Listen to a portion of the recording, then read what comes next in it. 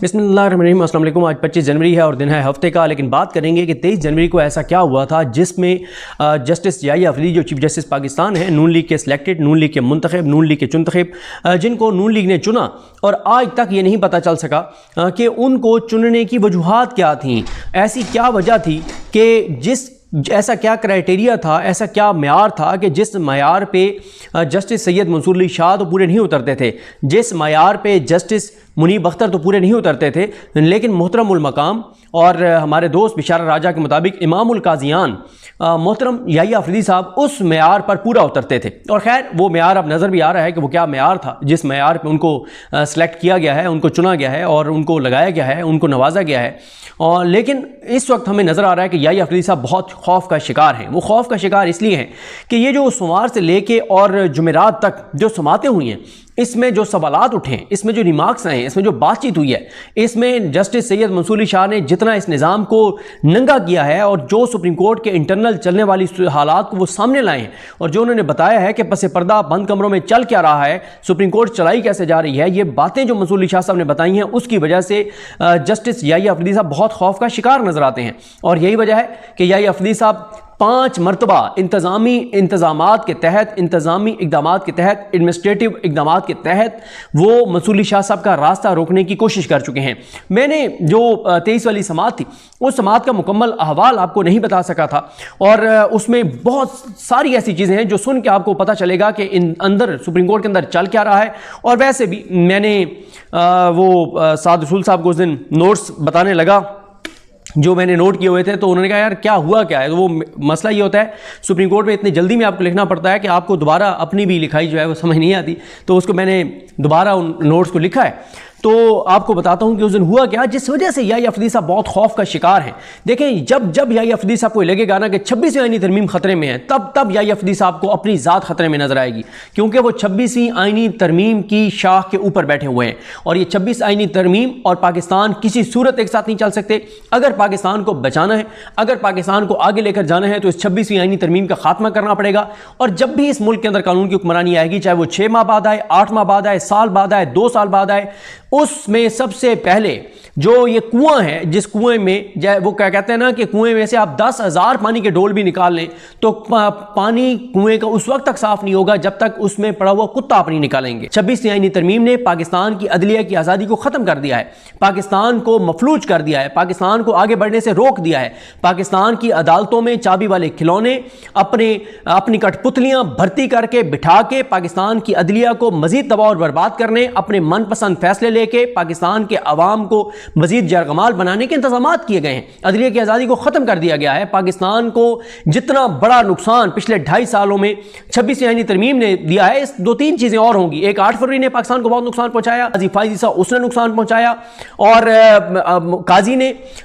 इसने 8 फरवरी के इलेक्शन में, सिकंदर उस्ताद राजा ने, 26वीं आईनी तरमीम ने, इस शरीफ खानदान ने, जरदारी ने, ये वो फैक्टर्स हैं जिन्होंने पाकिस्तान को 2.5 साल में वहां पर पहुंचा दिया है कि आज पाकिस्तान से लोग 45 लाख रुपया दे के गैर कानूनी तौर पे डंकियां लगा के मुल्क से भाग रहे हैं। 400-500 नौजवान हमारे 14 साल की उम्र से लेके, 14 साल का तो बच्चा होता है, 14 साल की उम्र से लेके 35 साल तक की 400-500 लोग समुद्र बुर्द हो चुके हैं, समुद्र में डूब के उनकी जानें चली गई हुई हैं। उनको इतनी मायूसी नजर आती है, उनको इतना अंधेरा नजर आता है, हालांकि ये बहुत गलत है। इसको कंडेम करना चाहिए, लोगों को अवेयर करना चाहिए कि खुदारा खुदारा खुदारा अपनों को मौत के हवाले मत करें, अपनों को समुद्र बुर्द मत करें। अल्लाह ताला किसी को ये दुख और तकलीफ ना दिखाए। लेकिन हमारे इन हुक्मरानों ने, इस निज़ाम ने इतना मायूस कर दिया पाकिस्तान में रहने वालों को कि वो 45 लाख रुपए देकर डंकियां लगा के मुल्क से जा रहे हैं, भाग रहे हैं। हालांकि 45 लाख में पाकिस्तान में अच्छा कारोबार हो सकता है, अच्छी चीज़ हो सकती है, लेकिन लोगों को अंधेरा नजर आता है। और वजह यही है कि यहाँ पे आप 45 लाख से कारोबार शुरू करें और अगर वो आपका 5 करोड़ को पहुंच गया है, लेकिन कल को इस निज़ाम को लगता है कि आपने एक ट्वीट ऐसा कर दिया है जो उनकी अना के खिलाफ है, जो उनके गरूर के खिलाफ है, जो उनके तकब्बुर के खिलाफ है, जो उनके मफाद के खिलाफ है, तो आपका 5 करोड़ का कारोबार 1 मिनट के अंदर अंदर बिल्डोजर चला के खत्म कर दिया जाएगा, आपको उठा के जेल में डाल दिया जाएगा। कोई अदालत, ना याई अफरीदी की अदालत आपकी सुनेगी, ना अमीनुद्दीन खान की अदालत को आपकी सुनेगी, ना आमिर फारूक साहब की अदालत से आपको कुछ मिलेगा, ना आपको आलिया नीलम साहिबा की अदालत से कुछ मिलेगा। तो ये वो सूरत हाल है जिसने पाकिस्तानियों को बहुत ही शदीद मायूसी का शिकार कर दिया है। लेकिन मायूसी गुनाह है, मायूसी वाली बात नहीं है। मुश्किलात आई हैं, मुश्किलात हैं, मुश्किलात और भी आ सकती हैं, लेकिन अल्लाह ताला अपना फजल और करम करेगा, जीत अवाम की होगी, अवाम जीतेगी। और ज़ाहिर है इस वक्त पाकिस्तान के लोग, अक्सरियत जिसके हामी हैं, वो भी जेल में बैठ के डटा हुआ है, वो पीछे हटने को तैयार नहीं है, वो कंप्रोमाइज़ करने को तैयार नहीं है, वो झुकने को तैयार नहीं है, वो सरेंडर करने को तैयार नहीं है, और वो इस निज़ाम को भी NRO देने को तैयार नहीं है, इसको फेस सेविंग देने को तैयार नहीं है। लास्ट हेयरिंग पे 23 जनवरी की ये समाअत थी, जुमेरात की। जैसे ही समाअत शुरू हुई, हामिद खान साहब आए। हामिद खान साहब ने आकर बताया, जो अदालती मोमिन थे, उन्होंने कहा कि जो इख्तियारात की तकसीम है जो आइन ने की है, उस इख्तियारात की तकसीम में सुप्रीम कोर्ट जो है वो बिल्कुल एक इंडिपेंडेंट और अलग इदारा है, तीसरा सतून है। इंतज़ामी इख्तियारात के तहत ये जो जिस तरह की कानून साजियाँ की गई हैं, इन कानून साजियों के ज़रिए 26वीं आईनी तरमीम के ज़रिए सुप्रीम कोर्ट को कमज़ोर किया गया है, सुप्रीम कोर्ट को तकसीम किया गया है। और जो कुछ ये जो इंतज़ामी इख्तियारात के तहत अब हो रहा है, कमेटियाँ कर रही हैं, ये भी अदलिया की आज़ादी को नुकसान पहुँचा रही हैं। हामिद खान साहब ने कहा कि कुछ 26वीं आईनी तरमीम में कुछ जजेस के इख्तियारात को कम कर दिया गया है, कुछ के इख्तियारात को बढ़ा दिया गया है। तो उन्होंने कहा कि आइन इजाज़त ही नहीं देता, जो हमारा आइन का बुनियादी स्ट्रक्चर है, सैलिएंट फीचर्स हैं, वो इजाज़त नहीं देते कि आप सुप्रीम कोर्ट के कुछ जजेस से इख्तियारात छीन लें और कम कर दें। तो उन्होंने कहा इसकी आइन इजाज़त ही नहीं देता, तो ये गैर आइनी काम किया गया है। मंसूर अली शाह साहब ने कहा कि दुनिया की कोई ऐसी अदालत या आइन बताएं जहां एग्जेक्टिव जो है वो बेंचेस बनाती हो। हामिद खान साहब ने कहा नहीं, हर जगह एग्जेक्टिव अलग है, अदलिया आज़ाद है, अलग है। उन्होंने, हामिद खान साहब ने मुख्तलिफ अदालती फैसलों के हवाले दिए और उन्होंने दलाइल दिए कि किस तरह से मौजूदा जो हुकूमत है, मौजूदा जो निज़ाम है, मौजूदा पार्लियामेंट है, इसने कैसे अदलिया की आज़ादी को सल्ब किया है, अदलिया की गैर जानिबदारी को ख़त्म किया है और किस तरह से अदलिया की बका को ख़तरे में डाल दिया है। हामिद खान साहब ने बताया कि अगर इंतज़ामी ऑर्डर से जुडिशल ऑर्डर का लदम होंगे तो इदारा तकसीम होगा और अदलिया के अंदर लड़ाई होगी। हामिद खान साहब ने कहा कि फुल कोर्ट जो है, आप ये मामला फुल कोर्ट को भेजें। मंसूर शाह साहब ने कहा कि अगर वो नहीं मानते तो फिर क्या होगा। तो हामिद खान साहब ने उसके बाद 2A के बारे में कहा कि 2A की अभी स्क्रूटनी नहीं हुई। 2A वो आइनी बेंच की कमेटी है, 2A के तहत जो बनी है। 2 जो है प्रैक्टिस एंड प्रोसीजर एक्ट का, उसकी तो स्क्रूटनी हुई है, सुप्रीम कोर्ट ने उसको राजा आमिर केस में सुना है, लेकिन उसमें भी यह है कि सुप्रीम कोर्ट ने जब उसको दुरुस्त करार दिया था और वो भी गलत था, काजी फाइज ईसा ने, और उस वक्त मंसूर अली शाह साहब भी काजी फाइज ईसा के साथ थे, तो उस वक्त जो 2 सेक्शन था जिसके तहत रेगुलर कमेटी थी, उसमें उसके मुताबिक कौन था, उसके मुताबिक काजी फाइज ईसा थे और काजी फाइज ईसा के साथ उस वक्त मुनीब अख्तर साहब भी थे और मंसूर अली शाह साहब भी थे। बाद में फिर उसको चेंज कर दिया गया, मुनीब अख्तर साहब को निकाल दिया गया, अमीनुद्दीन खान साहब को ले आए और फिर उसके बाद तो फिर वैसे ही इनको आइनी बेंच का सरबराह बना दिया गया और आइनी बेंच का सरबराह बना के और उनको उसमें शामिल कर दिया गया। लेकिन 2A की स्क्रूटनी नहीं हुई क्योंकि ये बाद में आया है, ये 26 आईनी तरमीम में आया है 2A, तो 2A की स्क्रूटनी अभी नहीं हुई। अदलिया ने इसको नहीं देखा कि ये आइन के मुताबिक है या आइन से मुतसादिम है। उसके बाद हामिद खान साहब ने, बल्कि मंसूर अली शाह साहब ने भी बताया कि सुप्रीम कोर्ट के इख्तियारात बढ़ाने के लिए कानून साजी हो सकती है और इसीलिए हमने जो प्रैक्टिस एंड प्रोसीजर एक्ट है उसको आइन से मुतसादिम करार देने की दरख्वास्तें मुस्तरद की थी। उसके बाद हामिद खान साहब ने एक पॉइंट उठाया, उन्होंने कहा कि जो 26 आईनी तरमीम में लफ्ज़ है वो है आइनी बेंचेस, कॉन्स्टिट्यूशनल बेंचेस। बेंचेस से मुराद यह है कि एक से ज़ायद बेंच हो सकते हैं। अगर एक से ज़ायद बेंच होगा तो क्या कमेटी भी फिर एक से ज़ायद होगी? तो उन्होंने बेसिकली जो फ्लॉज हैं 26 आईनी तरमीम के अंदर उनको हाईलाइट किया है। उसके बाद सलाहुद्दीन साहब जो हैं उन्होंने